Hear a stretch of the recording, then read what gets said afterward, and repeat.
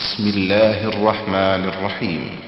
ومن أحسن قولا ممن دعا إلى الله وعمل صالحا وقال إنني من المسلمين. بسم الله الرحمن الرحيم. الحمد لله رب العالمين الرحمن الرحيم مالك يوم الدين، ونشهد أن لا إله إلا الله ونشهد أن سيدنا ومولانا محمدا عبده ورسوله. أما بعد، فإن خير الحديث كتاب الله، وخير الهدي هدي محمد صلى الله عليه وسلم، وشر الأمور محدثاتها، وكل محدثة بدعة، وكل بدعة ضلالة، وكل ضلالة في النار. أعوذ عليهم آياته ويزكيهم ويعلمهم الكتاب والحكمة وإن كانوا من قبل لفي ضلال مبين، وآخرين منهم لما يلحقوا بهم وهو العزيز الحكيم. ذلك فضل الله يؤتيه من يشاء والله ذو الفضل العظيم. سبحانك لا علم لنا إلا ما علمتنا إنك أنت العليم الحكيم. رب اشرح لي صدري ويسر لي أمري واحلل عقدة من لساني يفقه قولي واحلل عقدة من لساني يفقه قولي. عزیز ساتھیوں اور دینی بھائیوں، وعلیکم السلام. پچھلے ہفتے سیرت النبی صلی اللہ علیہ وسلم کے مقدمے کے طور پر کچھ باتیں آپ لوگوں کے سامنے رکھی گئی تھی. اسی سے متعلق آج ایک بڑی اہم بات یہ ہے کہ نبی کریم صلی اللہ علیہ وسلم کو اللہ تبارک و تعالی نے دوسرے انبیاء پر ایک فضیلت یہ بخشی ہے کہ آپ صلی اللہ علیہ وسلم کی آمد سے پہلے آپ کی خبر دنیا والوں کو تھی، اور آپ صلی اللہ علیہ وسلم کی آمد سے سالہ سال اور برسہ برس پہلے آپ صلی اللہ علیہ وسلم کی خبر دنیا والوں کو تھی. ملأ اعلیٰ میں تو آپ صلی اللہ علیہ وسلم کی نبوت کا، آپ صلی اللہ علیہ وسلم کی رسالت کا ظہور تو سب سے پہلے ہوا ہے. البتہ اس دنیا میں نبی کریم صلی اللہ علیہ وسلم کی آمد حضرت ابراہیم خلیل علیہ السلام کی زبانی ہوئی. چنانچہ مسند احمد میں السنہ لابن ابی عاصم اور حدیث کی اور عقیدے کی دوسری بہت سی کتابوں میں میسرہ نامی ایک صحابی سے مروی ہے کہ آپ صلی اللہ علیہ وسلم سے انہوں نے سوال کیا کہ اے اللہ کے رسول صلی اللہ علیہ وسلم، متى کتبت نبیا، بعض روایتوں میں ہے متى جعلت نبیا، آپ کو نبی کب بنایا گیا؟ اور مسند احمد کے الفاظ ہیں آپ کو نبی کب لکھ دیا گیا، آپ کی نبوت کب متعین کر دی گئی؟ تو آپ صلی اللہ علیہ وسلم نے ارشاد فرمایا کتبت نبیا وآدم بین الروح والجسد. اللہ تبارک و تعالیٰ نے میری نبوت کا تعین کر دیا تھا. اللہ تبارک و تعالیٰ نے میرا نبی ہونا لکھ دیا تھا. کب؟ ابھی آدم علیہ السلام کے جسم کے اندر روح نہیں پھونکی گئی. اسی لیے امام ابن کثیر رحمہ اللہ کہتے ہیں کہ ملأ اعلیٰ میں نبی کریم صلی اللہ علیہ وسلم کی نبوت کی خبر تو بہت پہلے سے ہے. البتہ اس دنیا میں نبی کریم صلی اللہ علیہ وسلم کی نبوت کا علم ہوا ہے کب؟ جب حضرت آدم علیہ السلام نے حضرت اسماعیل کو اور ان کی والدہ کو مکہ مکرمہ میں لا کر کے حضرت ابراہیم علیہ السلام نے حضرت اسماعیل اور ان کی والدہ کو مکہ مکرمہ میں لا کر کے آباد کیا، اور اللہ تبارک و تعالیٰ کے حکم سے وہاں پر ایک گھر بنایا جو آج خانہ کعبہ کے نام سے جانا جاتا ہے۔ دنیا کا سب سے مشہور گھر ہے، مکہ دنیا کا سب سے مشہور شہر ہے، دنیا کا سب سے آباد شہر ہے۔ وہ ایسا شہر ہے، وہ ایسا گھر ہے کہ 24 گھنٹے میں کسی بھی وقت وہ اللہ تبارک و تعالیٰ کا ذکر کرنے والے اور عبادت کرنے والوں سے خالی نہیں رہتا۔ جب اس گھر کی تعمیر کی تو اس وقت حضرت ابراہیم علیہ السلام نے دعا کی تھی، ربنا وابعث فیہم رسولا، اے اللہ تبارک و تعالی ہم نے آپ کے حکم سے اپنے بیوی اور بچے کو یہاں لا کر کے آباد تو کیا، اے اللہ تعالی اس نسل کو بڑھا، الہی نسل اسماعیل بن کر قوم بن جائے، اور یہ قوم ایک رود پابندے صلاۃ و صوم بن جائے۔ اسی وادی میں تیرا ہادی موعود ہو پیدا، اسی وادی میں تیرا ہادی موعود ہو پیدا، کرے جو نسل انسانی کو، کرے جو فطرت انسان کو تیرے نام پر شہدا۔ تو اس وقت دعا کی تھی کہ اے اللہ تبارک و تعالی اس وادی میں اپنا ایک نبی مبعوث فرما۔ اس کے بعد سے اس دنیا میں جتنے نبی آئے ہیں، کس کے بعد سے؟ حضرت ابراہیم علیہ السلام، جتنے نبی اس دنیا میں آئے ہیں، ہر نبی نے نبی کریم صلی اللہ علیہ وسلم کے آمد کی خبر دی ہے۔ چنانچہ آپ صلی اللہ علیہ وسلم سے ایک بار یہ سوال کیا گیا کہ اے اللہ کے رسول صلی اللہ علیہ وسلم، آپ کی متى کان اول امرک، آپ کے امر کا ظہور سب سے پہلے کب ہوا ہے؟ چنانچہ مسند احمد کے اندر یہ روایت ہے کہ سب سے پہلے ظہور کب ہوا ہے؟ تو آپ نے فرمایا انا دعوت ابی ابراہیم، میں اپنے باپ ابراہیم علیہ السلام کی دعوت ہوں۔ اسی لیے قرآن مجید میں دیکھیں گے آپ، جگہ جگہ اللہ تبارک و تعالیٰ نے پرانی کتابوں کا حوالہ دیا ہے کہ اہل کتاب یہود ہو یا نصارہ، نبی کریم صلی اللہ علیہ وسلم کا ذکر اپنی کتابوں میں پاتے ہے نا۔ کیسا سورہ الاعراف کے اندر اللہ تبارک و تعالیٰ نے کیا بیان فرمایا جی؟ الذین یتبعون الرسول الامی الذی، جی کیا ہے؟ یجدونہ مکتوبا عندہم فی التوراۃ والانجیل، ہے نا؟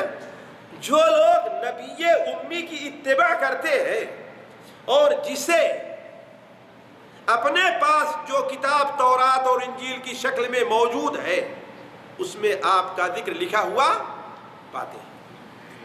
حضرت موسیٰ علیہ السلام نے بھی آپ کی آمد کی اطلاع دی، حضرت عیسیٰ علیہ السلام نے بھی آپ کی آمد کی اطلاع دی، بلکہ اس وضاحت اور صفائی کے ساتھ اطلاع دی ہے نبی کریم صلی اللہ علیہ وسلم آمد کی کہ کسی شک کرنے والے کے لیے گنجائش باقی نہیں، بلکہ قرآن مجید میں تو یہاں تک اللہ تعالیٰ بیان فرما دیا سورہ بقرہ ہی کے اندر کہ یعرفونہ کما یعرفون ابناءہم، نبی کریم صلی اللہ علیہ وسلم کو یہ لوگ ایسے ہی پہچانتے ہیں کہ یہ اللہ کے سچے نبی ہیں، آخری نبی ہیں، یہ وہی نبی ہیں جن کی آمد کی بشارت حضرت موسیٰ علیہ السلام، حضرت عیسیٰ علیہ السلام نے دی ہے۔ اور تعجب کریں گے آپ، جگہ کی بھی بشارت دے دی، نام بھی بدلا دیا اور وقت کا بھی تقریباً اندازہ بتا دیا، یہاں تک اس کی وضاحت ہے۔ آج کی مجلس میں آپ کے سامنے نصارہ سے متعلق کچھ گفتگو کروں گا، کہ نصارہ کے یہاں آپ صلی اللہ علیہ وسلم کی معاملہ کس قدر معروف تھا، پھر اگر موقع رہا تو کسی دوسری مجلس میں یہود سے متعلق، نصارہ سے متعلق اللہ تعالیٰ قرآن مجید میں کیا فرماتا ہے؟ وَإِذْ قَالَ عِيسَى ابْنُ مَرْيَمَ يَا بَنِي إِسْرَائِيلَ إِنِّي رَسُولُ اللَّهِ إِلَيْكُمْ مُصَدِّقًا لِمَا بَيْنَ يَدَيَّ مِنَ التَّوْرَاةِ وَمُبَشِّرًا بِرَسُولٍ يَأْتِي مِن بَعْدِ اسْمُهُ أَحْمَدُ۔ اس وقت کو بھی آپ یاد کریں جبکہ حضرت عیسیٰ علیہ السلام نے بنو اسرائیل سے کہا کہ انی رسول اللہ الیکم، میں تمہاری طرف اللہ تعالیٰ کا رسول۔ ہم سے پہلے جو کتاب تورات کی شکل میں موجود ہے میں اس کی تصدیق کر رہا ہوں کہ وہ اللہ کی کتاب ہے، اس لیے کہ ہر بعد میں آنے والا نبی اپنے سے پہلے نبی کی تصدیق کرتا ہے۔ اسی لیے آپ مانیں گے علماء کہتے ہیں کہ ایک نبی کا بھی انکار گویا تمام نبیوں کا انکار ہے نا، ایک نبی کا بھی انکار کیا ہے گویا تمام نبیوں کا انکار ہے۔ وہ کیسے؟ ان کا استدلال قرآن مجید کی کس آیت سے ہے؟ کوئی بتا سکتا ہے قاری؟ کذبت قوم نوح المرسلین، اللہ تعالیٰ کیا ارشاد فرما رہا ہے؟ کذبت قوم نوح المرسلین، قوم نوح نے رسولوں کا انکار کیا، رسولوں کو جھٹلایا۔ حالانکہ سوچیں ایک رسول ان کی طرف آیا تھا کہ نہیں آیا تھا؟ صرف ایک رسول، وہ کون ہے؟ نوح علیہ السلام۔ لیکن اللہ کیا بیان فرما رہا ہے؟ اصدق القائلین، سب سے سچا کہنے والا۔ اللہ سے سچی بات کوئی کہنے والا ہوگا؟ کوئی نہیں۔ جتنی سچی بات اللہ فرمائے گا کوئی اور فرمائے گا؟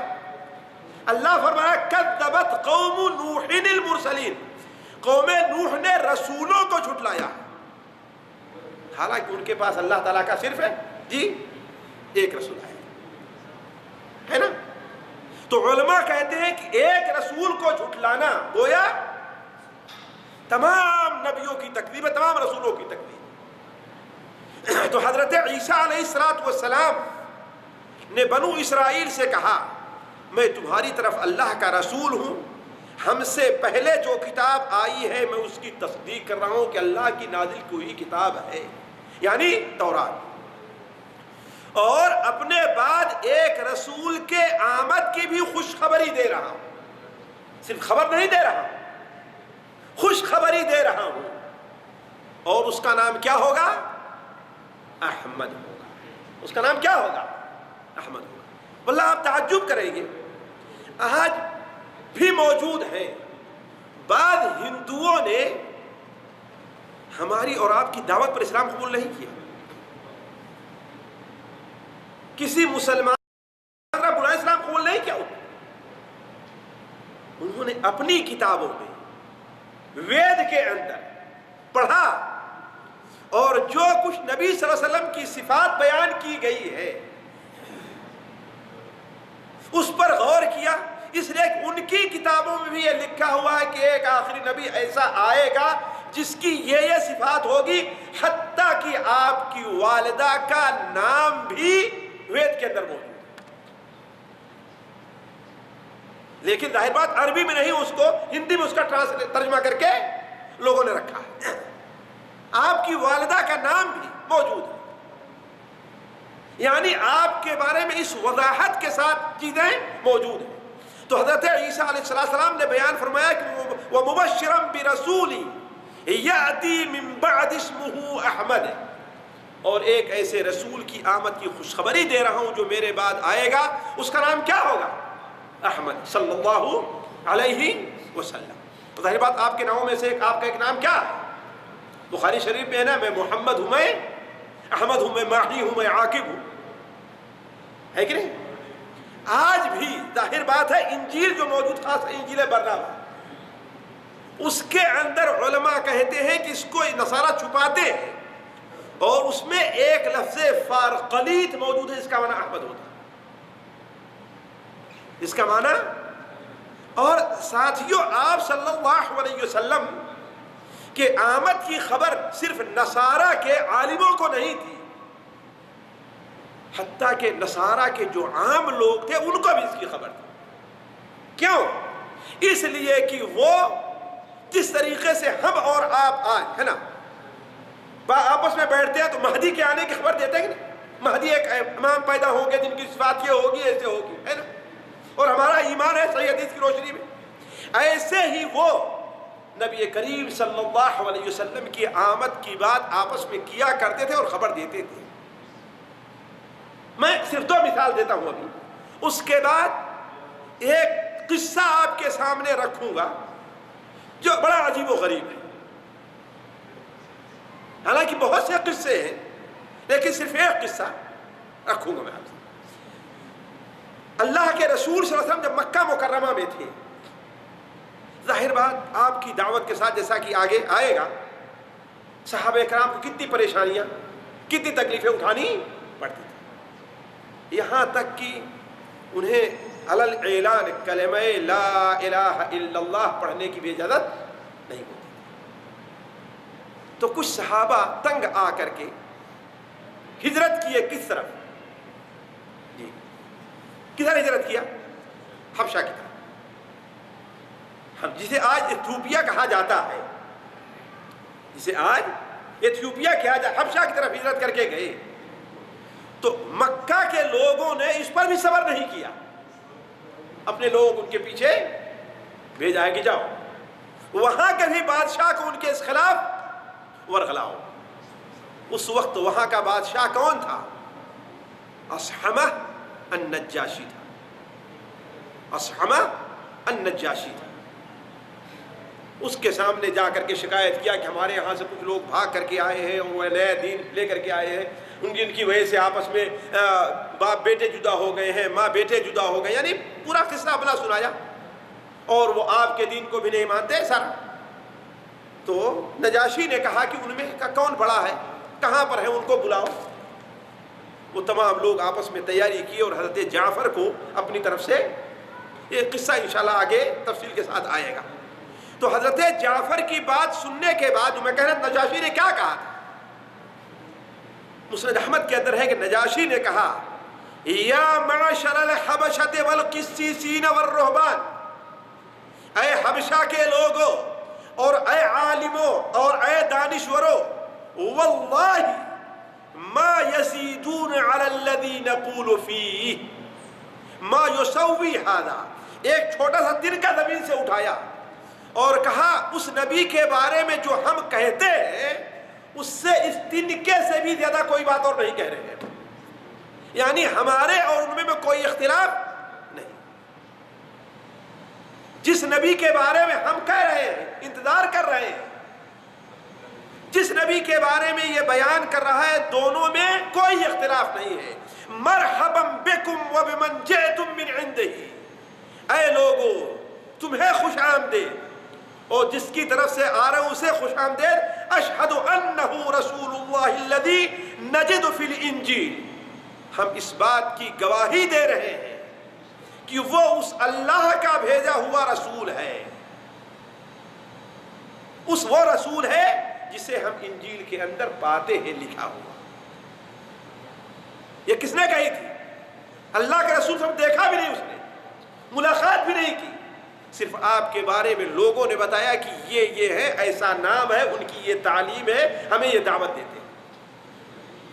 یہی نہیں، دنیا اس وقت دنیا کا سب سے بڑا حاکم، سب سے بڑا حاکم اس وقت دنیا کا جو تھا قیصر روم تھا، اس لیے کہ 2 بڑی سپر طاقت مانی جاتی تھی، قیصر اور کسریٰ۔ آپ صلی اللہ علیہ وسلم نے جب اس کے پاس اپنا پیغام بھیجا اور آپ کا خط اس کے پاس پہنچا تو اس بادشاہ نے کہا کہ اس قوم کا کوئی آدمی یہاں اور بھی موجود ہے۔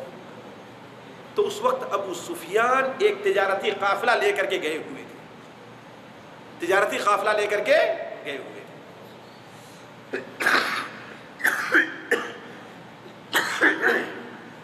تو جب وہ تجارتی قافلہ لے کر کے گئے تھے تو معلوم ہوا کہ ہاں ایک اسی شہر سے ایک قافلہ آیا ہوا ہے، کہا کہ وہ کون ہے ان کو بلاؤ، وہ کون ہے ان کو بلاؤ۔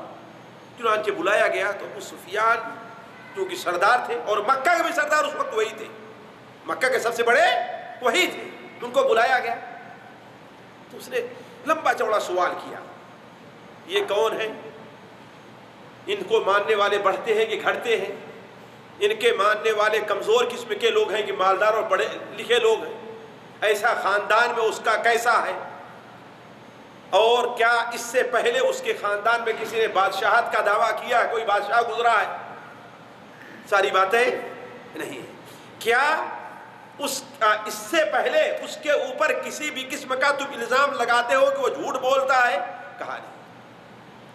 آخر میں ساری بات کہنے کے بعد کہا کہ اگر تم سچ کہہ رہے ہو تو فَإِنَّهُ نَبِيٌّ، وہ اللہ کا نبی ہے، اور میں جان رہا تھا کہ وہ اب آنے والا ہے، اس کا وقت قریب ہے۔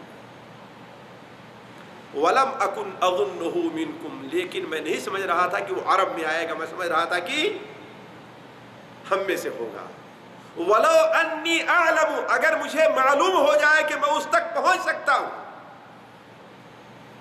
تو مجھے اس کی ملاقات محبوب ہے، اور اگر مجھ سے ہو سکتا تو میں اس کے پیروں کو دھول کر کے پیتا۔ یہ دنیا کی سب سے بڑی طاقت جو تھی اس کا حاکم کہہ رہا ہے، اس کے پیروں کو دھول کر کے پیتا، اور سن لو اس کا ملک ہمارے قدموں کے نیچے، یعنی یہاں تک اس کا ملک پہنچنے والا ہے۔ اس سے آپ اندازہ لگا سکتے ہیں کہ نبی کریم صلی اللہ علیہ وسلم کی شہرت آپ کی آمد سے پہلے کس قدر زیادہ تھی، اور یہود اور نصارہ کس قدر آپ کے بارے میں علم رکھتے تھے۔ اس کا سب سے بڑھ کر کے اندازہ ہوتا ہے سلمان فارسی رضی اللہ تعالیٰ عنہ کے قصے سے۔ ایک لمبا سا قصہ ہے، انہوں نے اپنا قصہ بیان کیا ہے مسند احمد میں، سیرت ابن اسحاق کے اندر، سیرت ابن ہشام میں، اور بہت سے حدیث کی کتابوں میں، طبرانی وغیرہ میں حضرت عبداللہ ابن عباس رضی اللہ تعالیٰ عنہما سے روایت ہے۔ وہ بیان کرتے ہیں کہ ہم نے حضرت سلمان فارسی سے ان کے اسلام لانے کا واقعہ پوچھا، کیسے آپ اسلام لے آئے؟ حضرت سلمان فارسی نے کہا کہ میں اصفہان کے علاقے رام ہرمز نامی ایک ضلع اور جئی نامی ایک گاؤں میں رہتا تھا، ہے نا؟ اصفہان کے علاقے رام ہرمز نامی ایک ڈسٹرکٹ، ایک ضلع، اور جئی نامی ایک گاؤں میں رہتا تھا۔ میں اپنے باپ کی اکلوتی اولاد تھا، اور میرے باپ گاؤں کے پردھان اور چودھری تھے، گاؤں کے پردھان اور چودھری میرے باپ تھے۔ میرے باپ مجھ سے دل توڑ کر کے محبت کرتے تھے، اس قدر محبت کرتے تھے میرے باپ کہ مجھے گھر میں اس طریقے سے بیٹھا کر کے رکھا تھا جیسے لوگ کنواری لڑکی کو حفاظت سے بیٹھا کر کے رکھتے ہیں۔ اور میں چونکہ مجوسی قوم سے تھا، آگ پرست، مجھے وہ علم سکھایا گیا، اور میں ان کا اتنا بڑا بن گیا کہ میں برابر بیٹھا آگ کو روشن رکھتا، جلائے رکھتا تھا، کبھی آگ کو بجھنے کیوں، اس لیے آگ کی پوجا کیا کرتے تھے۔ کہا کہ میرے باپ کی ایک بڑی جاگیر تھی، والد خود جایا کرتے تھے لیکن مجھے کبھی لے نہیں گیا، دنیا میں کیا ہوتا مجھے اس کی کوئی خبر نہیں تھی۔ ایک دن میرے والد کہیں بلڈنگ وغیرہ بنا رہے تھے، اس کے اندر مشغول ہو گئے اور اپنے کھیت پر نہ جا سکے، جاگیر پر نہ جا سکے، تو مجھ سے کہا کہ بیٹا ایسا کرتے کہ آج تم جاگیر پر چلے جاؤ، میں کچھ کام کر رہا ہوں، فلاں فلاں کام کرنا ہے، مزدوروں کو ظاہر کام بتانا رہتا ہے، یہ کام بتانا اور لیٹ نہ ہونا آنے میں، ورنہ مجھے اپنے کھیت کی پرواہ، جاگیر کی پرواہ تو نہیں رہے گی، تمہاری پرواہ ضرور ہوگی۔ کہا کہ میں نکلا، راستے میں جا رہا تھا تو میرا گزر ایک کنیسے کے پاس سے ہوا، کنیسہ جانتے ہیں، گرجا گھر سے ہم اور آپ کہتے ہیں، کنیسہ کے پاس سے ہوا، تو وہاں سے مجھے کچھ گانے پڑھنے کی، تسبیح کی آواز سنائی دی، اور مجھے بڑی پیاری لگی آواز۔ مجھے آواز بڑی پیاری لگی، میں ان کی طرف متوجہ ہوا، کہا کہ میں کچھ جانتا نہیں تھا لیکن میں گھر سے نکلتا ہی نہیں تھا، میرے باپ مجھے گھر سے نکلنے ہی نہیں دیتے تھے، کہا مجھے بڑی پیاری لگی آواز، تو میں اندر چلا گیا۔ اندر چلا گیا تو کچھ لوگ تسبیح میں، کچھ لوگ تحلیل میں، کچھ لوگ نماز پڑھ رہے ہیں، اس میں مشغول ہیں۔ کہا مجھے بڑا اچھا لگا وہ دین، کہ یہ دین اور یہ عبادت طریقہ ہمارے دین سے بہتر ہے۔ ہمارا خدا تو یہ ہے کہ اگر جلاؤ نہیں تو وہ بجھ جائے، آگ کی پوجا کرتے تھے نا، اگر لکڑی نہ ڈالو اس میں تو، لیکن یہ تو کسی خدا کی پوجا کر رہے ہیں، ان کی تسبیح پڑھنے کا ہے نا۔ ساتھیوں ابھی اس دنیا میں ایسے لوگ صرف قرآن کی آواز سن کر کے مسلمان۔ سعودیہ ایمبیسی میں ایک بار جاپان کے اندر کوئی اس میں کسی سعودی بچے نے تہبت یہاں ہے نا کہ شروع میں قرآن کی تلاوت کرتے ہیں نا، ایک اچھے انداز میں تلاوت کی تو جہاں نامہ نگار لوگ آ کر کے حاضر ہوتے ہیں، تو اس میں ایک لڑکی تھی، صرف اس بچے کی قرآن کی آواز سن کر کے وہ مسلمان۔ تو حضرت سلمان فارسی کو اللہ کی کتاب کی آواز بڑی پیاری لگی، انہوں نے کہا کہ اچھا یہ بتاؤ یہاں آپ میں تو کوئی بڑا عالم نہیں دکھ رہا ہے، اس مذہب کی اصل کہاں سے ہے، کہاں سے شروع ہوا ہے؟ کہا کہ اس مذہب کی اصل ملک شام ہے، اور شام کا علاقہ اس وقت آج کل جو فلسطین ہے، اردن ہے، لبنان کا حصہ ہے، اور سیریا، یہ سارا کیا ہے؟ شام کا علاقہ ہے۔ تو کہا کہ اچھا ٹھیک ہے، یہاں تک کہ مغرب ہو گئی اور حضرت سلمان فارسی وہی رہ گئے۔ اب باپ جو ہے دوڑا رہا ہے لوگوں کو ڈھونڈ کر کے، گاؤں کا پردھان ہے، سارے گاؤں کے لوگ کیا ہے کود پڑے، بڑے کا بیٹا ہی بڑا ہوتا، حد تک بڑے کتا ہی بڑا ہوتا ہے، چہ جائے کہ بیٹا ہے کہ نہیں، بڑے کا کتا ہی بڑا مانا جاتا ہے، لوگ افسوس کرنے آتے ہیں اس کے، چہ جائے کہ بڑے کا بیٹا ہے، اکلوتا بیٹا۔ پورے گاؤں میں کوہرام مچا ہوا ہے، جاگیر پر لوگ جا رہے ہیں، راستے میں ادھر ادھر کہیں پتہ نہیں۔ جب شام ہوتی ہے حضرت سلمان فارسی تھکے تھکے قدم اٹھاتے ہوئے اپنے گھر پہنچتے ہیں۔ باپ پریشان ہو گیا کہ بیٹا کہاں تھے تم سے کہا نہیں تک تم جلدی آنا، کہاں لیٹ ہو گئے؟ کہا کہ ابو جان، ظاہر بات ہے اکلوتا بیٹا ہوتا تھوڑا سا چنچل بھی ہوتا ہے اور بات کرنے میں دلیر بھی ہوتا ہے۔ ابو جان میں جا رہا تھا کنیسے کے پاس سے، میرا گزر ہوا تو ان کی آواز بڑی پسند آئی، میں جا کر کے انہی کے پاس رہ گیا۔ کہا کہ بیٹے آئندہ سے ان کے پاس نہ جانا، اس دین میں کوئی خیر اور بھلائی نہیں۔ کہا کہ نہیں ابو، ان کا دین ہمارے دین سے کیا ہے، ان کا دین ہمارے دین سے کیا ہے، بہت اچھا ہے۔ کہا کہ نہیں، تمہارے باپ دادا کا دین اچھا ہے، ان کا دین اچھا نہیں۔ یہ باپ بیٹے میں اب اختلاف شروع، یہاں تک کہ بیٹا اس پر مصر ہوا کہ اب کنیسہ جائے گا، لیکن باپ نے جب خطرہ محسوس کیا تو یہ کیا کہ باپ بیٹے کے پیر میں بیڑیاں ڈال دی اور کہا کہ اب گھر ہی میں رہنا۔ حضرت سلمان فارسی رضی اللہ تعالیٰ عنہ کہتے ہیں کہ ہم نے کنیسہ میں یہ کہنا بھیجا کہ اگر شام سے کوئی تجارتی قافلہ آئے اور واپس جانے لگے تو مجھے اطلاع دینا، میں ان کے ساتھ کہاں چلا جاؤں گا، شام چلا جاؤں گا، سارا کچھ چھوڑ کر کے۔ چنانچہ ایک قافلہ شام سے آیا تو کنیسہ والوں نے اطلاع دی کہ ہاں بھائی ایک قافلہ آ گیا۔ حضرت سلمان فارسی نے کہا ابھی نہیں، جب جانے لگے تب مجھے بتانا تاکہ اس کے ساتھ میں بھی نکل جاؤں۔ چنانچہ جب وہ قافلہ جانے لگا تو اس کے بارے میں مجھے اطلاع ملی، تو کسی بھی طریقے سے ہم نے کسی سے کہہ کر کے اپنے پیر کی بیڑیاں ہٹائی چھڑائی اور قافلے کے ساتھ ہو کر کے میں کہاں چلا آیا، شام چلا آیا۔ شام نے ہم نے پوچھا کہ اس دین کا سب سے بڑا عالم کہاں پر ہے؟ لوگوں نے کہا وہ تو حمص کے اندر ہے۔ حمص آج بھی سوریا کا ایک شہر ہے جسے اس طاغوتی حکومت نے سب سے زیادہ برباد کیا ہے، حمص کو، ایک حمص ہے۔ کہا کہ میں وہاں پر چلا گیا، حمص کے میں کنیسے میں جب میں داخل ہوا تو وہاں کا جو بڑا پادری تھا، عالم تھا، اس سے ہم نے کہا کہ میں آپ کے پاس اس دین کی رغبت میں آیا ہوں، میں علم سیکھنا چاہتا ہوں اور آپ کے ساتھ رہوں گا۔ حضرت سلمان فارسی کا امتحان شروع ہو گیا۔ حضرت سلمان فارسی کہتے ہیں میں اس کتنے اجازت تجھے رہنے تو لگا، لیکن وہ آدمی تھا، عالم تو تھا بہت بڑا، لیکن کوئی اچھا آدمی نہیں تھا۔ بڑا عالم ہونا اور بات ہوتی ہے اور اچھا عالم ہونا اور بات ہوتی ہے۔ کہا کہ عالم تو تھا بڑا، لیکن کوئی اچھا آدمی نہیں تھا، لوگوں کو صدقہ اور خیرات کرنے کی دعوت دیتا، اور جو پیسہ اس کے پاس جمع کرتے تھوڑا موڑا غریبوں میں خرچ کر کے اپنے پاس رکھ لیتا۔ کہاں تک، یہاں تک کہ سونے اور چاندی کے 7 بڑے بڑے مٹکے اس کے پاس تیار ہو گئے۔ کتنا؟ 7 مٹکے۔ کہا آخر میں اس کا جب انتقال ہو گیا تو لوگ اسے دفن کرنے کے لیے آئے، تو ہم نے کہا کہ اچھا آدمی نہیں ہے۔ لوگ ناراض ہو، کہا تمہیں کیسے معلوم؟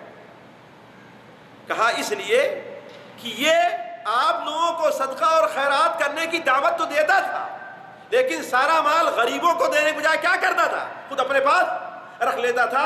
اگر چاہو تو میں وہ جگہ بتلا دوں جہاں پر اس نے مال رکھا ہے، جمع کر کے رکھا۔ اور جانتے ہیں ساتھیو، بخیل کا مال جو ہے اس کے کام نہیں آتا، بخیل کا مال اس کے کام نہیں آتا، کچھ فائدہ اس سے اٹھاتا نہیں، نہ خود کھاتا ہے نہ دوسروں کو کھانے دیتا ہے۔ چنانچہ جا کر ہم نے وہ جگہ دکھلائی، مٹکا نکالے وہ، تو سارے کے سارے لوگ ناراض ہو گئے، اسے دفن کرنے بجائے اسے سولی پر لٹکایا، پھر اس کے بعد اتارا، اسے پتھروں سے مار مار کر کے، مر گیا ہے لیکن پھر بھی پتھر سے مار مار کر کے اس کی لاش کو بے لاش کر دیا اور جا کر باہر کہیں پھینک دیا۔ کہا اس کی جگہ ایک اور شخص کو لا کر کے بیٹھایا، وہ نہایت ہی نیک اور صالح آدمی تھا۔ کہا کہ نماز پڑھنے والوں کے علاوہ، یعنی مسلمانوں کے علاوہ، اتنا نیک آدمی ہم نے کسی کو دیکھا نہیں تھا۔ کہا اس سے ہم سے اتنی محبت کی کہ جتنا کوئی آدمی کسی سے محبت کر سکتا ہے، اس کے ساتھ رہا، میں دین سیکھتا رہا، یہاں تک کہ اس کا بھی ایک آخری وقت آ گیا جو ہر انسان کا ہے۔ تو جب اس کے مرنے کا وقت آیا تو اس سے ہم نے کہا کہ اب آپ کے ساتھ تو میں اتنا دن رہا، آپ دیکھ رہے ہیں کہ آپ کے وفات کا وقت قریب ہے، آپ مجھے کس کے پاس جانے کی، میں کس کے پاس جاؤں، کس کے پاس جانے کی وصیت کرتے ہیں؟ تو کہا کہ بیٹا، لوگوں نے اس دین کو بدل دیا، بدعتیں ایجاد ہو گئیں، سنتیں مٹ گئی ہیں، جو دین حضرت عیسیٰ علیہ السلام لے کر کے آئے تھے، اب اس دین پر میں جانتا ہوں کہ ایک شخص موصل کے اندر ہے۔ یہ موصل کہاں ہے؟ اس وقت عراق میں، یعنی شام میں تھے، عراق میں گئے۔ موصل میں ایک شخص فلاں کنیسے میں فلاں نامی ہے، وہ ہمارے ہی طریقے پر ہے، اگر ہو سکے تو اس کے پاس چلے جانا۔ حضرت سلمان فارسی رضی اللہ عنہ فرماتے ہیں کہ میں تو دین کے لیے نکلا ہی تھا، اپنے باپ کی جاگیر چھوڑی تھی، باپ اور ماں کی محبت چھوڑی تھی، ہے کہ نہیں ہے، اور غربت زندگی کیوں اختیار کی تھی؟ دین کے لیے نا، لہذا ہوا تھا میں کہاں چلا گیا؟ موصل چلا گیا، 1000 کلومیٹر رہا ہوگا ساتھ، وہاں چلے گئے۔ وہاں اس کے پاس جا کر ہم نے کہا کہ مجھے فلاں آدمی نے مجھے آپ کے پاس بھیجا ہے اور یہ کہا ہے۔ کہا کہ کوئی بات نہیں، رہو۔ کہا کہ میں اس کے پاس گیا تو وہ بھی بڑا ہی نیک آدمی تھا، وہ بھی بڑا نیک آدمی تھا، جیسا کہ اس کے ساتھی نے بتایا تھا ویسے ہی وہ نکلا۔ کہا اس کے ساتھ بھی رہتا رہا یہاں تک کہ اس کے بھی وفات کا وقت آ گیا، اور جب وفات کا وقت آیا تو ہم نے اس سے بھی سوال کیا کہ آخر فلاں نے تو مجھے آپ کے پاس بھیجا، اب مجھے آپ کس کے پاس جانے کی وصیت کرتے ہیں، کہاں پر جاؤں؟ کہا کہ جس دین پر میں ہوں اس دین کو لوگوں نے بدل دیا، پہلے والے کی بات کی۔ اب جس طریقے پر میں اور میرے ساتھی تھے، اس طریقے پر ایک شخص ہے جو نصیبین میں رہتا ہے۔ جو کہاں رہتا ہے؟ نصیبین۔ نصیبین ساتھیوں یہ سوریہ کے شمال طرف ترکیہ کے حدود پر ہے، بالکل بارڈر پر، سمجھیے کہ یہ بارڈر ہے، یہ ترکیہ ہے، تو یہ نصیبین ہے اور یہ قامشلی ترکیہ کا شہر ہے، بالکل بارڈر پر، دونوں میں صرف لکیر حائل ہے بس، سوریہ کے اندر اور ترکیہ میں، اور وہاں پر نصیبین میں ہے۔ کہا میں وہاں چلا گیا، نصیبین میں گیا تو وہاں کا جو پادری تھا اس سے ہم نے کہا، اس نے ہمیں اپنے ساتھ رہنے کی دعوت دے دی۔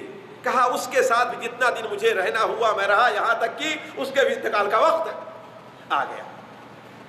اب ہم نے اس سے سوال کیا کہ آپ مجھے کہاں جانے کی وصیت کرتے ہیں؟ کہا کہ مجھے تو اب کہیں کچھ نظر نہیں آ رہا ہے، صرف ایک آدمی ہے جو عموریہ میں ہے۔ عموریہ یہ بیچ ترکیہ کے اندر تھا، یعنی آئے یہاں قریب ہوئے پھر دور ہونا، جزیرہ عرب سے دور ہونا شروع ہو گئی۔ یہ عموریہ ہے جو معتصم کے زمانے میں جو شہر فتح ہوا تھا۔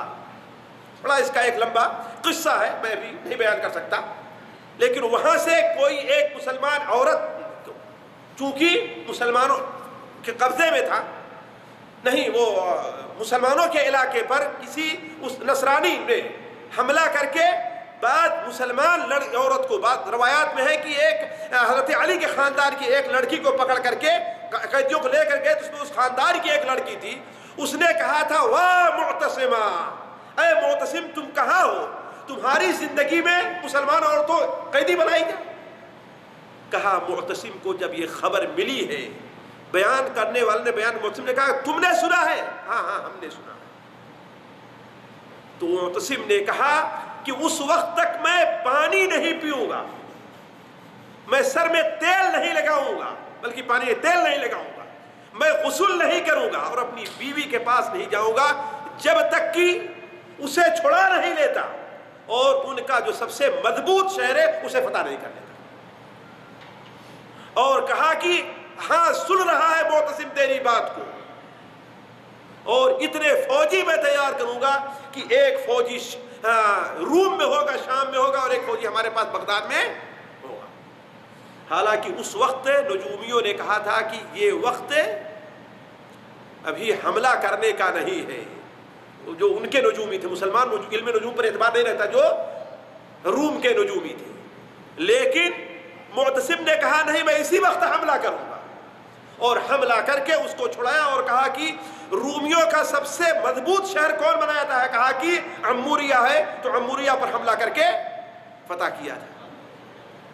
تو کہا عموریہ میں، کہا میں عموریہ پہنچا تو وہاں رہا، اس شخص نے مجھے صرف علم نہیں سکھایا بلکہ تجارت کرنے کے لیے بھی کہا میں علم سیکھتا رہا، تجارت کرتا رہا، یہاں تک کہ میرے پاس بکریوں کے ریوڑ جمع ہو گئے اور گایوں کے ریوڑ جمع ہو گئے، مالدار بھی ہو گیا۔ کہا لیکن جب اس کے انتقال کا وقت آیا تو ہم نے کہا کہ اب آپ مجھے کس کے پاس جانے کی وصیت کرتے؟ فلاں نے فلاں کو، فلاں نے فلاں کو، فلاں نے آپ کے۔ وہ کہا کہ بیٹا اب میری نظر میں کوئی نہیں ہے، جس طریقے پر ہم تھے لوگوں نے اس طریقے کو بدل دیا، سنتیں مٹ گئی، ہر طرف جہالت کا دورہ ہے۔ البتہ ایک نبی کے مبعوث ہونے کا وقت بالکل قریب آ چکا ہے، وہ نبی حرم میں پیدا ہوگا، یعنی مکے میں، حرم کا لفظ آیا ہے، اور وہ ہجرت کر کے ایک ایسے شہر میں آئے گا جس کی زمین پتھریلی ہے، کالے پتھر کی ہے۔ آپ لوگ ابھی جائیں مکے مدینہ منورہ طرف، دیکھیں دونوں طرف آپ کو بالکل کالے اور نوکیلے پتھر ملیں گے، کالے پتھر کے، اور وہاں کھجوروں کی کاشت بہت ہوتی ہے، کھجوروں کی کاشت بہت ہوتی ہے، وہ ایسی علامت اس کے اندر پائی جاتی ہے کہ کسی پر چھپی نہیں رہے گی۔ وہ ہدیہ تو قبول کرے گا لیکن صدقہ کا مال نہیں کھائے گا، اور اس کے دونوں کندھوں کے درمیان میں مہر نبوت ہوگی۔ دیکھیے کئی علامت بیان کیا، ایک علامت تو یہ کہ وہ مکہ مکرمہ میں پیدا ہوگا، پھر کہاں آئے گا؟ ایک ایسی سرزمین میں آئے گا جس کی زمین پتھریلی کالے پتھر کی ہوگی، وہاں کھجوروں کی کاشت بہت زیادہ ہوگی، وہ صدقہ نہیں کھائے گا اور ہدیہ قبول کرے گا، اور اس کے کندھوں کے درمیان مہر نبوت ہوگی۔ اگر تم سے ہو سکے تو عرب چلے جاؤ، تم سے ہو سکے تو عرب۔ کہتے سلمان فارسی آتے کیوں نہیں؟ اسی کے لیے تو کیا چھوڑا تھا، اپنے باپ کو چھوڑا، اپنی جاگیر چھوڑی، اپنی جائیداد چھوڑی، ماں کو چھوڑا، اسی لیے نا۔ لہذا وہاں انتظار کرتے رہے اور لوگوں سے کہا عرب سے اگر کوئی تجارتی قافلہ آئے تو مجھے بتانا، میں اس کے ساتھ عرب چلا جاؤں۔ کہا کچھ دنوں کے بعد میں مشغول رہا، لیکن کچھ دنوں کے بعد بنو کلب کا ایک تجارتی قافلہ عموریہ آیا۔ دیکھیں تو کتنی دور تک لوگ تجارت کرنے جایا کرتے تھے اس وقت، حالانکہ صرف اونٹوں ہے پیدل سفر رہا، لیکن کتنی دور تک تجارت کرتے تھے۔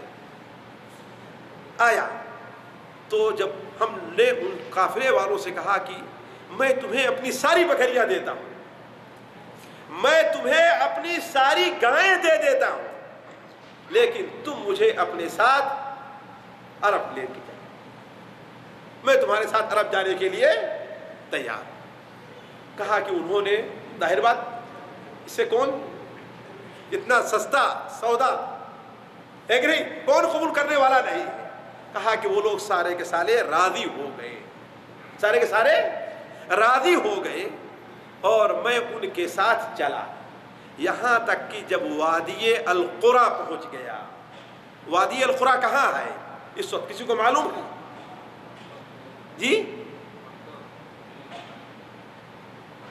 وادی قرا آج جو علاقہ سعودیہ کا العلا مانا جاتا ہے، کیا العلا، مدینہ منورہ سے یہ خیبر کے سے آگے 322 کلومیٹر کی دوری پر ہے ہمارے خیال سے۔ العلا آج کے نام سے کسی بھی سعودی تجھے بتائے گا وہ العلا۔ کہا وہاں پر لوگوں نے پہنچا تو میرے ساتھ دھوکہ کیا اور مجھے غلام بنا کر کے بیچ دیا، حالانکہ ہم نے انہیں کیا دیا تھا؟ اپنی گائیں بھی دی تھی، اپنی بکریاں بھی دے دی تھی، سب کچھ، لیکن انہوں نے مجھ سے میرے ساتھ دھوکہ کیا کیا کہ یہ غلام ہے، اسے بیچ دیا۔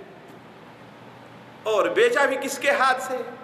ایک یہودی کے ہاتھ، جو پیسے کے لالچی، بنیا بھی اتنا پیسے اور مادے کے لالچی نہیں ہوتا جتنا یہودی ہوا کرتا ہے نا۔ ہمارے ہاں اگر کسی کو پیسے کو لالچی کہہ رہا ہو تو کیا کہیں گے؟ بنیا ہے نا۔ تو کہا اس کے ہاتھ بیچ دیا۔ کہا وہاں مجھے کھجوریں تو نظر آئی، تو ہم نے کہا کہیں یہی وہ شہر تو نہیں جس کے بارے ہمارے ساتھی نے بیان کیا تھا، لیکن یقین نہیں ہو رہا تھا اس لیے کہ اور ساری علامتیں نہیں تھی۔ کہا کہ مجھے وہاں جتنا دن رہنا ہوا رہا، یہاں تک کہ بنو قریظہ سے ایک رشتہ دار وادی قرا گیا، العلا گیا۔ بنو قریظہ کہاں تھے؟ یہ لوگ مدینہ منورہ کے میں آباد تھے۔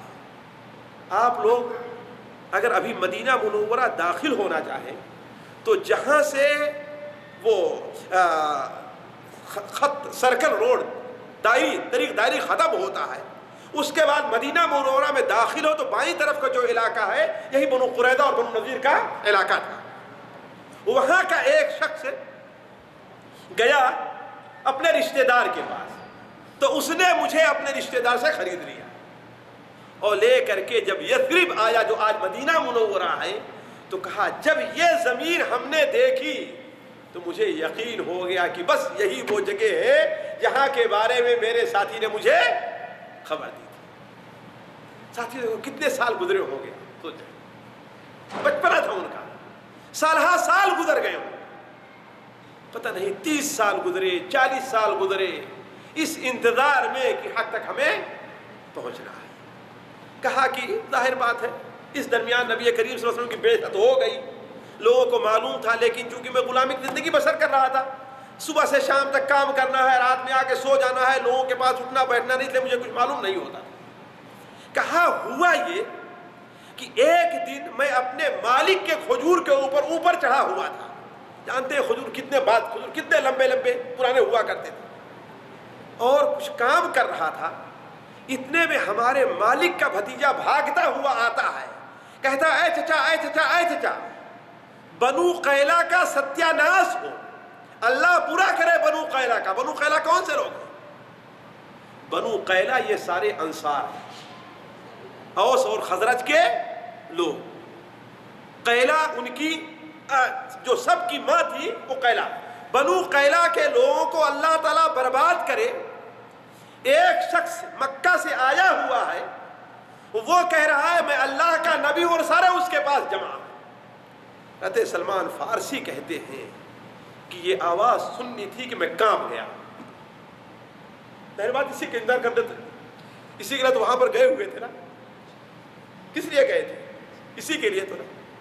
کہا کہ یہ خبر سننی تھی کہ میں سمجھا کہ اب میں درخت پر رہ نہیں پاؤں گا, میں گر جاؤں, ایسا کانپا میں. اور کہا جلدی سے میں نیچے اتر کر کے آیا تو اس سے کہتا ہوں ہاں کون ہے, کس کے بارے میں تم کرو, کیا ہے, کیسا آئے ہو؟ کہا یہ میرا کہنا تھا کہ میرے مالک نے ایک زور کا تماچا میرے اوپر لگایا, اور کہا تجھے اس سے کیا پڑی, جب بھاگ اپنا کام کر. ہم نے کہا کچھ نہیں, ہم نے ایک بات سنی ہے اسی میں تحقیق کرنا چاہتا تھا. کہا کہ میں پھر اپنا کام کرنے لگا. جب رات ہوئی, شام ہوئی, شام کو گھر پر واپس آیا.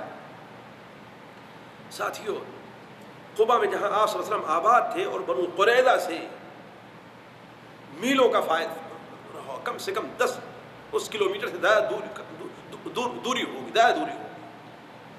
کہا کہ شام کو میرے پاس کچھ مال جو اپنا اکٹھا ہوا تھا وہ لے کر کے میں گیا, اور آپ صلی اللہ علیہ وسلم کے پاس جا کر کے کہتا ہوں کہ میرے پاس کچھ صدقہ کا مال ہے, اور آپ یہاں پر ایک دور سے آئے ہوئے ہیں, آپ کے پاس سنا ہے کچھ مسکین اور محتاج غریب قسم کے ساتھی لوگ ہیں, یہ میرے پاس تھوڑا صدقہ کا مال ہے. ہم نے کہا سب سے زیادہ اس کے مستحق آپ ہیں, اور آپ کے ساتھی آپ لے لیجیے. کہا کہ آپ صلی اللہ علیہ وسلم نے شکریہ ادا کیا اور وہ مال لے کر کے اپنے ساتھیوں کو دے دیا, آپ نے اس میں سے نہیں کیا. تو ہم نے کہا کہ یہ ایک علامت تو پوری ہو گئی کہ وہ صدقہ نہیں کھاتا, وہ صدقہ نہیں کھاتا.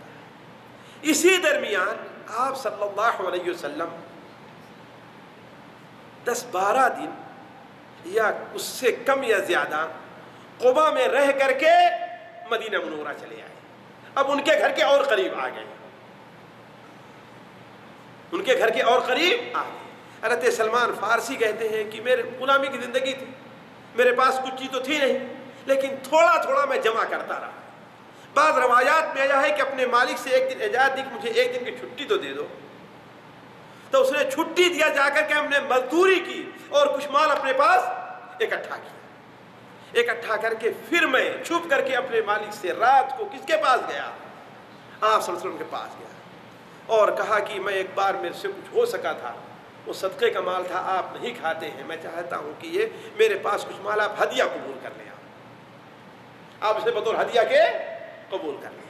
کہا جب ہم نے اسے دیا تو آپ صلی اللہ علیہ وسلم نے بھی کھایا اور آپ کے ساتھیوں نے بھی کھایا. میں سمجھا, کہا کہ یہ 2 نشانیاں اب پوری ہو گئی, ایک نشانی اور باقی رہ گئی. وہ کیا نشانی تھی؟ کہ مہر نبوت ہے. کہا میں پھر واپس چلا آیا. ایک دن موقع ملا تو دیکھتا کیا ہوں کہ آپ صلی اللہ علیہ وسلم بقیع میں ہیں اور کسی جنازے کے اندر تشریف لے گئے. شاید یہ جنازہ کلثوم ابن الحدم رضی اللہ تعالی عنہ کا تھا, اس لیے کہ آپ صلی اللہ علیہ وسلم کی آمد کے بعد سب سے پہلے یہ شخص ہیں جن کا انتقال ہوا ہے اور جنہیں بقیع میں دفن کیا گیا. کہا کہ آپ صلی اللہ علیہ وسلم کے چہرے جسم مبارک پر اس وقت 2 چادر تھی, ایک آپ پہنے ہوئے تھے اور ایک چادر آپ اوڑھے ہوئے تھے. میں چونکہ آپ نے مجھے پہچانتے تو تھے ہی, ہے کہ نہیں ہے, میں ادھر گیا ادھر گیا, پھر آپ کے پیچھے گیا, دیکھوں کہیں وہ مہر نبوت دکھائی دیتی کہ نہیں دکھائی دیتی. تو کہا آپ صلی اللہ علیہ وسلم نے دیکھا کہ میں کچھ تحقیق کرنا چاہتا ہوں, تو آپ نے اپنی چادر اٹھا کر کے نیچے رکھ دی. کہا چادر نیچے اٹھا کر کے رکھنا تھا کہ میں آپ سے چمٹ کر کے رونا شروع کر دیا. کیوں؟ ظاہر بات ہے اسی دن کے لیے تو اتنی تکلیفیں برداشت کی تھی. ساتھیوں, جب میں یہاں پہنچا تو مجھے کسی شاعر کا ایک شعر یاد آیا کہ جو آتا ہے خوشی کی انتہا پر, اس لیے کہ انسان کبھی کبھی خوشی میں بھی رو دیتا ہے. جو آتا ہے خوشی کی انتہا پر, بہت روئے تھے اس آنسو کے خاطر, اس آنسو کے خاطر کتنا روئے ہیں, تب جا کر خوشی ہمیں نصیب ہوئی ہے. آپ صلی اللہ علیہ وسلم نے کہا کہ سلمان کیا ماجرا ہے, آؤ آگے آؤ. حضرت سلمان فارسی کہتے ہیں کہ میں آگے آ کر کے نبی کریم صلی اللہ علیہ وسلم کے سامنے بیٹھ کر کے اپنا پورا قصہ ہم نے سنایا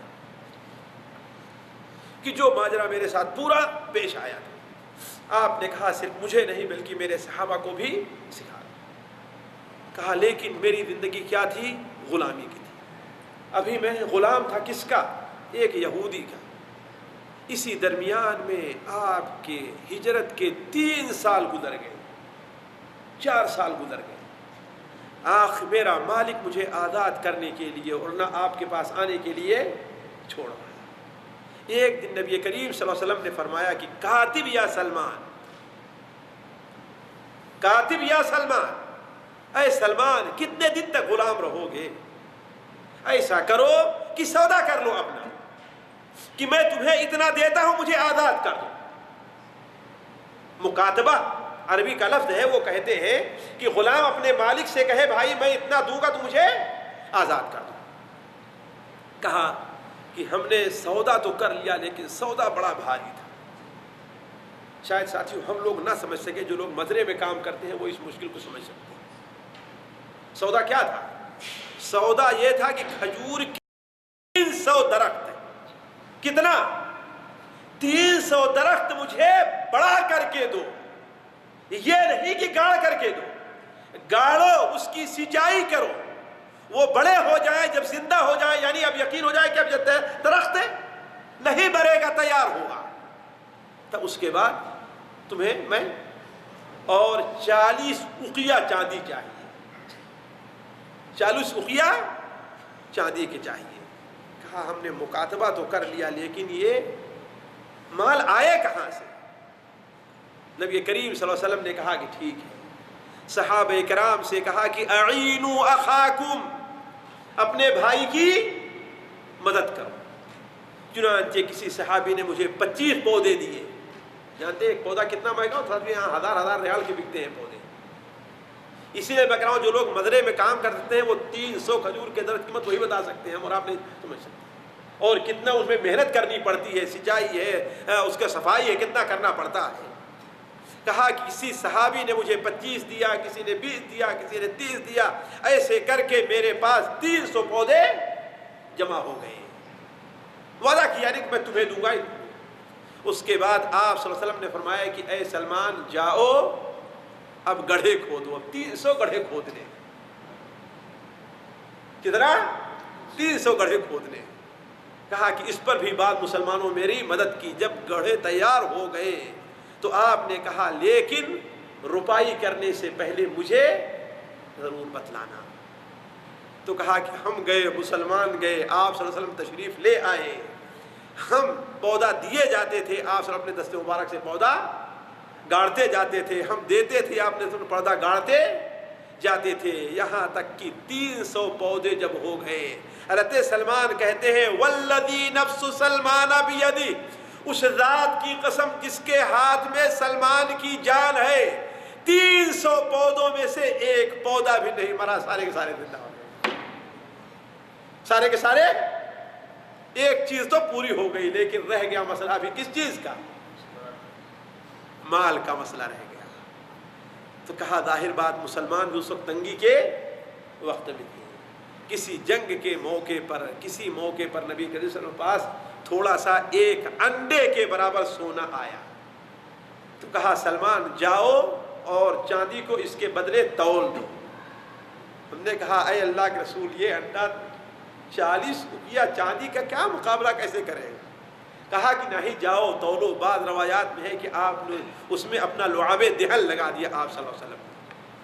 حضرت سلمان فارسی کہے ہیں کہ میں گیا اپنے مالک کے پاس اور اس کو تولتا رہا یہاں تک کہ 40. کہا اس درمیان میں غزوہ بدر ہوئی، غزوہ احد ہوئی، میں کسی میں شریک نہیں ہو پایا. حضرت سلمان کی سب سے پہلا غزوہ جو تھا وہ کون سا تھا؟ غزوہ خندق تھا. کون سا غزوہ تھا؟ غزوہ خندق تھا. اور تاریخی روایات سے پتہ چلتا ہے کہ خندق کھودنے کا اشارہ اللہ کے رسول کس نے دیا تھا؟ حضرت سلمان فارسی نے دیا تھا. ساتھیوں یہ ہے حضرت سلمان فارسی رضی اللہ تعالی عنہ. آپ اس سے اندازہ لگا سکتے ہیں کہ نبی کریم صلی اللہ علیہ وسلم کی آمد کی خبر، آپ کے بارے میں کس طریقے سے لوگوں کو اطلاع دی تھی. تو اس آیت کے قصے سے ایک پہلا فائدہ یہ ہوا کہ نبی کریم صلی اللہ علیہ وسلم کی فضیلت، کہ اللہ نے آپ کو تمام نبیوں پر فضیلت بخشی ہے. اولا تو یہ ہے کہ تمام نبیوں کی نبوت سے پہلے آپ کو نبی مقرر فرمایا ہے. ایک چیز. دوسری چیز یہ ہے کہ نبی کریم صلی اللہ علیہ وسلم کی آمد کی اطلاع حضرت ابراہیم علیہ السلام جتنے نبی آئے ہیں سارے لوگوں نے آپ کی بشارت دی ہے. تیسری چیز یہ ہے کہ نبی کریم صلی اللہ علیہ وسلم کے صرف نام نہیں بلکہ آپ کی علامت، آپ کے پیدائش کی جگہ، آپ کی بعثت کی جگہ، وہ جگہ کیسے ہوگی، وہاں کس چیز کی کھیتی ہوگی، اور تقریباً وہ وقت کب ہوگا جب آپ صلی اللہ علیہ وسلم کی بعثت ہوگی. اسی لیے آپ کی آمد اگر کوئی انصاف پر ہے تو کسی پر چھپی نہیں رہے. دوسرا فائدہ حضرت سلمان فارسی رضی اللہ تعالیٰ عنہ کی فضیلت کہ اللہ تبارک و تعالیٰ نے ان کے اندر کتنا عزم دیا تھا. ساتھیوں، پورے خاندان کو، پورے گھر کو چھوڑ دینا کوئی معمولی چیز نہیں، اور اتنی تکلیف برداشت کرنا ہے نا. اسی لیے بعض علماء نے لکھا جسے امام ذہبی رحمہ قبول نہیں کرتے ہیں، کہتے ہیں سلمان فارسی کی عمر 200 سال سے زیادہ تھی. حضرت سلمان فارسی کہتے ہیں کہ 10 سے زیادہ میرے معلم ہوئے ہیں جن کے پاس میں آتا جاتا رہا ہوں، تب کہیں آخر میں آ کر کے نبی کریم صلی اللہ علیہ وسلم تک پہنچا ہوں. اسی لیے نبی کریم صلی اللہ علیہ وسلم فرماتے تھے سلمان سابق الفرس، اہل فارس میں سب سے پہلے آگے بڑھنے والا کون ہے؟ سلمان. بلکہ قرآن مجید کی وہ آیت جو ہم نے آپ کے سامنے تلاوت کی ہے وَآخَرِينَ مِنْهُمْ لَمَّا يَلْحَقُوا بِهِمْ، اور کچھ دوسرے لوگ بھی ہیں جو مہاجر اور انصار نہیں ہیں. ان سے اشارہ سلمان فارسی اور ان کی قوم کی طرف تھا. حضرت علی رضی اللہ عنہ حضرت سلمان اپنے کو نہیں کہتے میرا باپ کوئی نہیں جانتا کہ ان کے باپ کون تھے. کوئی کہتا کہ میں فلاں ہوں میرے باپ یہ ہے، سلمان فارسی کہتے بھائی میں تو سلمان ابن الاسلام ہوں، میرا باپ اسلام ہے، بس مجھے یہیں سے سب کچھ ملا ہے اور کہیں سے کوئی چیز نصیب نہیں ہوئی ہے. اسی لیے حضرت علی رضی اللہ عنہ فرماتے تھے سلمان منا اہل البیت، کوئی کسی خاندان کا بھی ہو، سلمان کو میں اپنے خاندان میں لے رہا ہوں. ساتھیوں، اس سے ایک فائدہ یہ بھی ہوا کہ جیسے پچھلے ہفتے بھی کہا تھا انبیاء علیہ السلام ان کے سچے پیروکاروں کا کام ہجرت کرنا ہے دین کی، کہ جہاں انسان کو صحیح تعلیم نہ مل سکے، اپنے دین پر صحیح طور پر عمل کرنے کی توفیق کا مجال نہ ہو، وہاں سے ہجرت کر کے دوسری جگہ چلے جانا چاہیے. ایک فائدہ یہ بھی ہوا کہ ہمیشہ لوگوں کے سامنے باپ دادا کی دین اور ان کی تعلیم رکاوٹ بنتی ہے. سب یہی کہتے ہیں کیا ہمارے باپ دادا غلط راستے پر تھے؟ اسی لیے قرآن مجید میں جگہ جگہ اس پر تنبیہ کی گئی ہے کہ دلیل کے سامنے باپ دادا کا عمل اور ان کا مسلک پیش نہ کیا کرو. حق وہ ہے جو دلیل سے ثابت ہو. باپ دادا گمراہی پر ہے تو انہیں نہیں کہ ہم اور اسی گمراہی پر رہ جائیں. اسی طریقے سے ایک فائدہ ہمیں اور آپ کو اس سے یہ بھی حاصل ہوا کہ انسان کو حق کے لیے حق کی تلاش کرنی چاہیے، اس کے لیے کوشش کرنی، دوڑ دھوپ کرنی چاہیے. یہ نہیں کہ ہمارے باپ دادا یہ کرتے چلے آئے ہم تو اسی کے اوپر رہیں گے. یہ گمراہ لوگوں کا راستہ ہے، حق کے متلاشی لوگوں کا راستہ نہیں ہے. حق یہ ہے کہ انسان ڈھونڈے، تلاش کرے، دوڑے، سوچے. اللہ نے عقل دی، سمجھ دی. اللہ تعالیٰ سے دعا ہے کہ اللہ تعالیٰ ہمیں اور آپ کو حق پہچاننے، حق تک پہنچنے، حق پر چلنے کی توفیق عطا فرمائے. اللہ تبارک و تعالیٰ ہمیں اور آپ کو حضرت سلمان فارسی کے اس درس سے جو ہمیں سبق ملے ہیں اس سے مستفید ہونے، اس سے عبرت حاصل کرنے کی توفیق عطا فرمائے.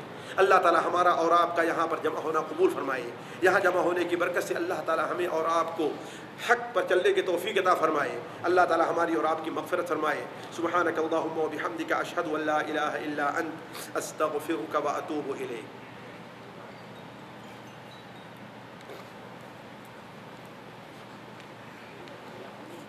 یعقوب آئے تو ہیں.